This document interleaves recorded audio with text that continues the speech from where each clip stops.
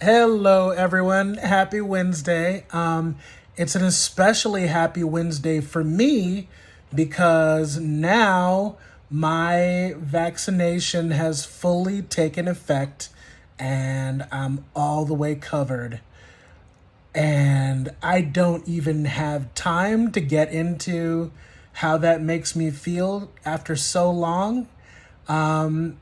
Instead of getting into that, I'm going to read a little bit from the Ballad of Perilous Graves, the novel that I'm currently working on. What do you need to know to understand this passage? Well, this is from a section of the book where Perry, our title character, and his baby sister have gone to different worlds in search of the weapons they need to combat the darkness that's threatening to destroy their city. And so Brendy has gone to one place and Perry has gone to another.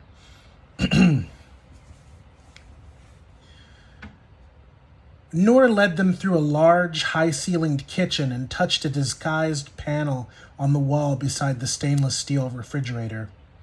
The appliance glided out of its stall and rolled silently to the left. Now a doorway stood revealed. Noor led them through it and down a short flight of steps where a dormant torch stood nestled in a sconce. She grabbed the torch and held it out toward Dinkin, who gestured at it casually. It flared to life. She turned and started down a stone stairway. Perry and Dinkin followed. "I'm not going to remember this," Perry said. It wasn't a question. "There's more than one way of remembering," Dinkin said, "but you won't consciously recall, no." "Then why would you tell me Peaches is your daughter? Why make me swear to protect her if I won't even remember?" "Respect, Perry," Dinkin said. Perry looked over his shoulder. "What do you mean?" "Look where you're going," she said. These stairs are steep." Perry did as he was told. "But what do you mean, though?" "We're asking a lot of you, so even if you don't consciously remember it, our hope is that our honesty will move you to forgiveness." "Forgiveness?" Perry asked. He didn't like the sound of that. "Forgiveness for what?" "Perry, you're so smart," Dinkin said. "You've such a curious mind. What you need to understand is that there are situations where orderly, rational thought won't help you. When you won't be able to ask the right questions because the answers can only come in the language of spirits." Perry hoped Dinkin wouldn't see him shake his head at that idea. Now the smooth walls had given way to rougher stone as the stairway ran around the wall. Perry smelled stone, moss, lichen, and far below, water? What was the point of climbing so high only to descend again? And hadn't Dinkin said these islands were eggs of the world serpent? Shouldn't there be a titanic embryo in here? "Gods," Dinkin groaned. "We came up the mountain, but we're not going down inside it. We're somewhere else." "Do you have to read my mind all the time?" Perry said. "I'm trying to help you, Munchkin," Dinkin said. "Help me what?" "To help you understand that you can't think without feeling. You can't feel without thinking. To find the sense in your confusion." Perry swallowed and walked silently for a time as he turned her words over in his mind. He looked over his shoulder again to tell Dinkin her words made no sense. Instead of a woman, a giant, or a goat lady following behind him, he saw a 6-foot pillar of holy blazing fire. The light threatened to scour him away. Perry barked a shout and bit it off as he pressed his hands over his eyes. He still saw the fire this way, but maybe it wouldn't kill him. Maybe... Perry blinked, disoriented. Noor was grasping his shoulder tightly with her free hand as she held her torch in the other. Hey, boy," she said. "She told you not to look." What?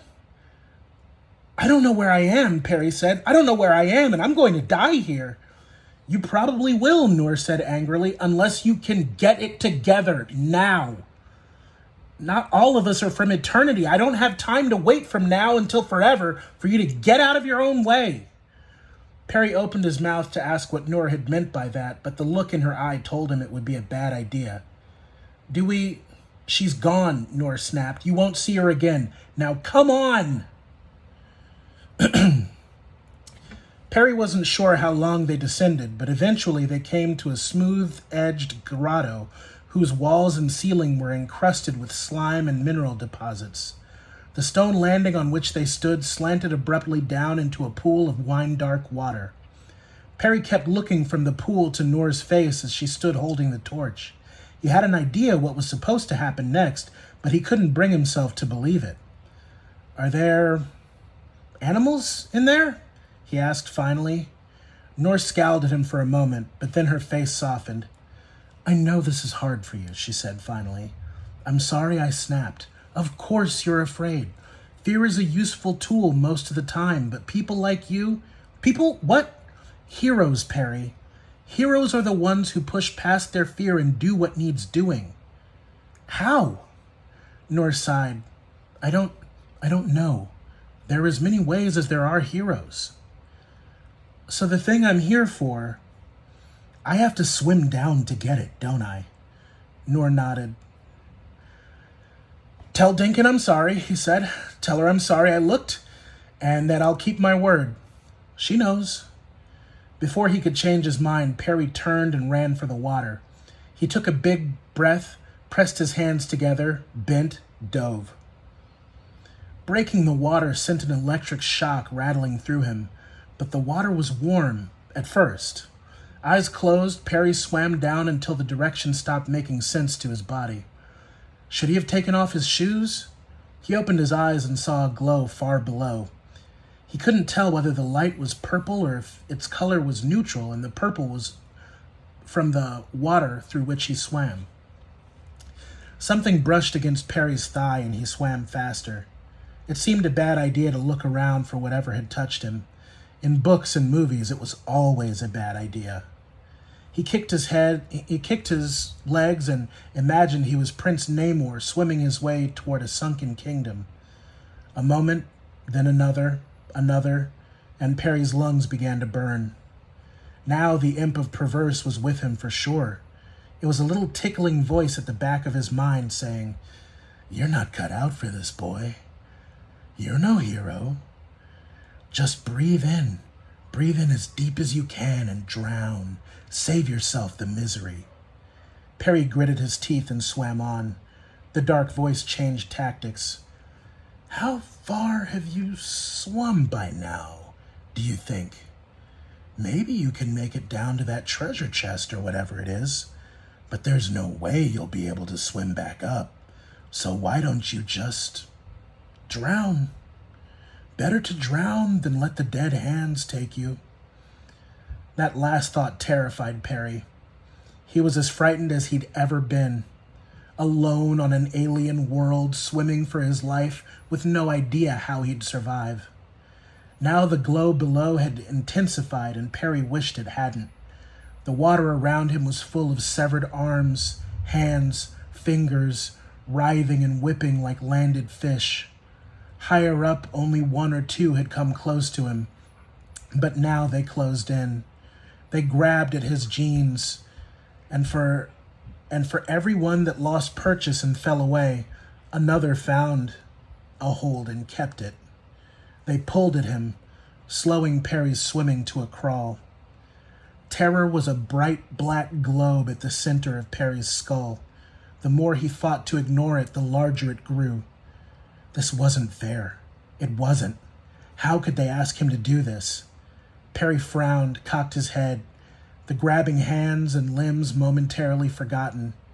He'd drawn close enough to it now to see that the thing he swam toward was a steamer trunk. He'd seen it before, he felt sure. He considered everything that had happened since he appeared on the beach. Had he walked past it in the inn somewhere? Had he? No. It was from before. He'd seen it in his own world. Perry's spirits buoyed. He swam harder.